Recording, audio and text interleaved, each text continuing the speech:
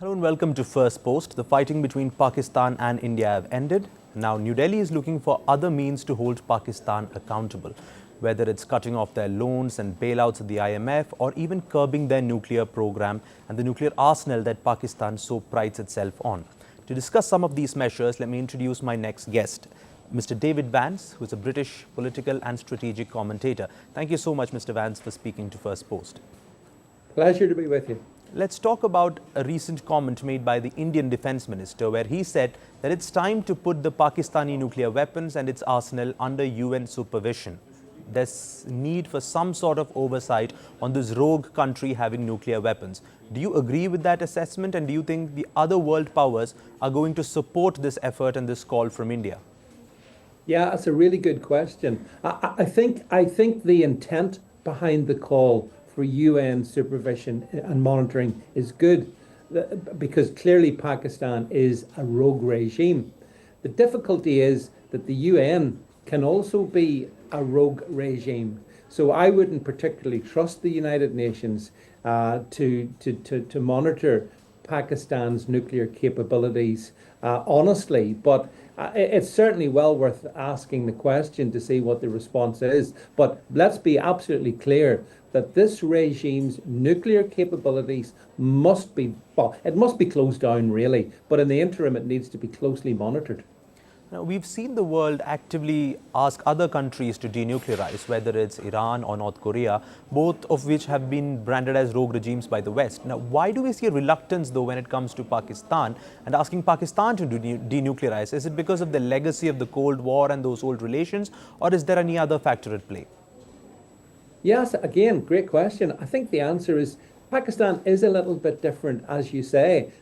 I don't hear any calls for denuclearization when it comes to that regime. But that's because I think the international community is afraid to state the obvious, and that is that this is indeed. I mean, I've spoken at a UN conference in Geneva, and I said, in my opinion, Pakistan, it wasn't just a rogue state, it's a failed state. And listen, a failed state should not be in possession of nuclear capability. So I would have thought that the United Nations and others should support the Indian request to do this. And I think that other nations, I don't know, there's a large Pakistan diaspora. For example, take the UK. A significant number of Pakistani people live in the UK.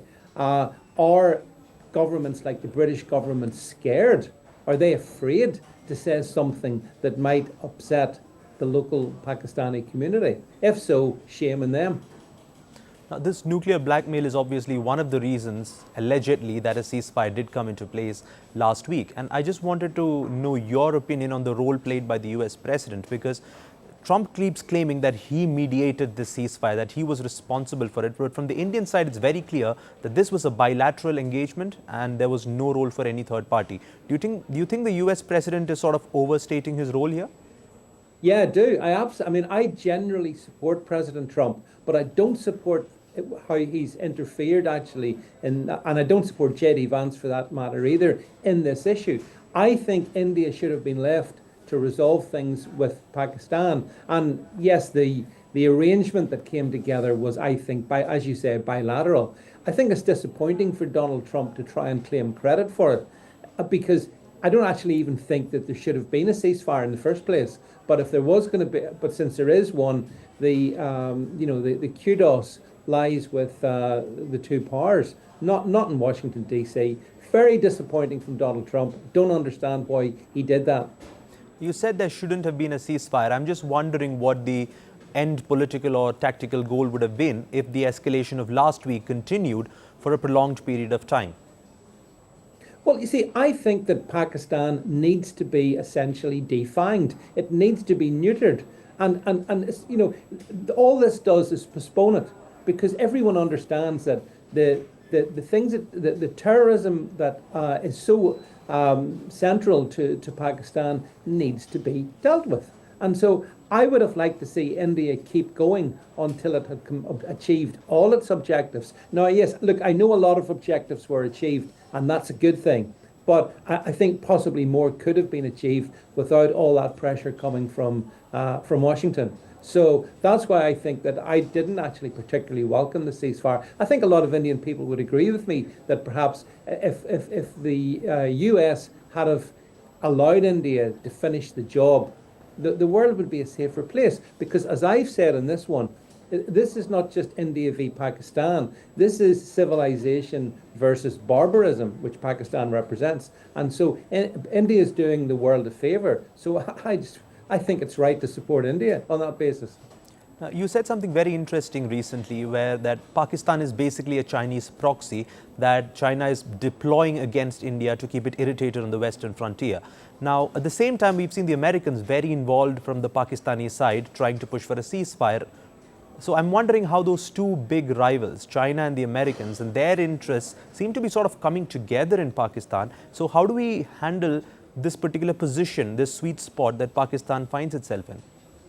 Yeah, you're right. It is a sweet spot because both the global powers have influenced China significantly, but America's got a lot of significant influence there as well. So they seem to be trying to almost neutralize each other, and basically Pakistan's just the cat's paw. It's just the thing that they're playing with. But I think it's too dangerous to be played with Pakistan, and that's why I think that India should be allowed to get on and finish the job. That's what's important. As I say, I think it's done really well. It could do even more, and I hope it does. Now, just on the new Indian doctrine that's been unveiled by the Indian Prime Minister, that any future terror attack will essentially be seen as an act of war and will be responded in kind. I'm wondering if that's enough to deter Pakistan, or do you feel that the Pakistanis will be tempted to test out that doctrine in the coming future? They'll be tempted to test that doctrine out. But if you think about it, what Prime Minister Modi has actually announced, it's exactly the same thing that George W. Bush announced back in 2001. You know, a war in our country, a terrorist attack is a war.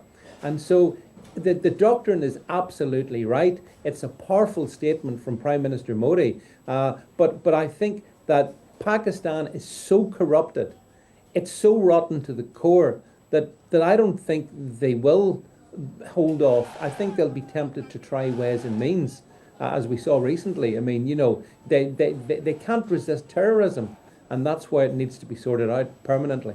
Well, we hope the doctrine holds, and we hope that Pakistan is not tempted to test it out. We hope they got the message last week as to what the consequences will be if they do try to test it out. And we hope the world also comes together to put pressure on Pakistan, including on their nuclear program, to take out that element of nuclear blackmail that Pakistan keeps hiding behind. Thank you so much, Mr. David Vance, for speaking to us. Thank you. Thank you.